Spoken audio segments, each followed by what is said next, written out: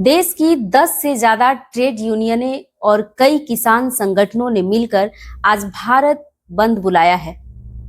क्या है पूरा मामला, क्यों हो रहा है देशव्यापी विरोध, जानेंगे विस्तार से। बने रहिए हमारे साथ। नमस्कार, आप देख रहे हैं द हिंदी समाचार ऑफिशियल और मैं हूं प्रतीक्षा।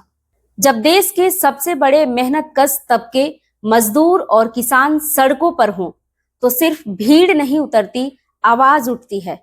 और आज वही आवाज पूरे देश में गूंज रही है। क्यों हो रहा है देशव्यापी विरोध, आइए जानते हैं। दरअसल भारत बंद और विरोध प्रदर्शन कर रहे ट्रेड यूनियन और किसान संगठन का आरोप है कि सरकार ने जो नए श्रम कानून बनाए हैं वो मजदूरों के हक को कमजोर करते हैं, यूनियन बनाने की आजादी छीन रही है। काम के घंटे तो बढ़ा दिए गए हैं पर वेतन में कोई सुधार नहीं है।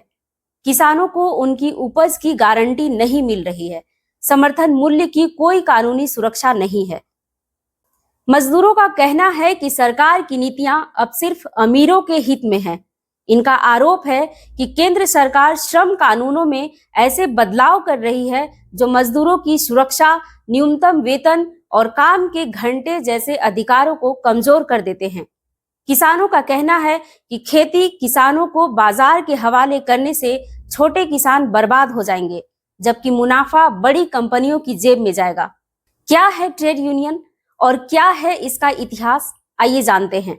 असल में ट्रेड यूनियन कोई नई चीज नहीं है। इनका इतिहास भारत की आजादी से भी पुराना है। भारत की पहली ट्रेड यूनियन 1920 में बनी थी। AITUC, all India trade union Congress, यह वह दौर था जब मजदूरों को 12 से 14 घंटे काम करना पड़ता था। तब ना कोई छुट्टी होती थी और ना ही कोई सुरक्षा। तब ट्रेड यूनियन ने लड़ाई लड़ी और मांग की 8 घंटे काम का अधिकार, साप्ताहिक छुट्टी, न्यूनतम वेतन और बीमा, PF, पेंशन का। ये अधिकार किसी सरकार ने उन्हें गिफ्ट में नहीं दिए। ये हड़तालों, धरनों और बलिदानों से मिले हैं। और अब जब इन्हें फिर से कमजोर किया जा रहा है तो फिर वही यूनियनें सड़कों पर हैं। इस पर सरकार की प्रतिक्रिया है कि नए श्रम कानून और कृषि कानून देश में विकास को गति देने के लिए है, लेकिन प्रदर्शनकारियों का कहना है कि ये विकास नहीं, विनाश का रास्ता है। यह हड़ताल सिर्फ नीतियों के खिलाफ नहीं बल्कि उस आवाज के लिए है जिसे आज की व्यवस्था बार बार दबा रही है। लेकिन सवाल यह है कि अगर ये सुधार हैं तो मजदूर और किसान सड़कों पर क्यों हैं?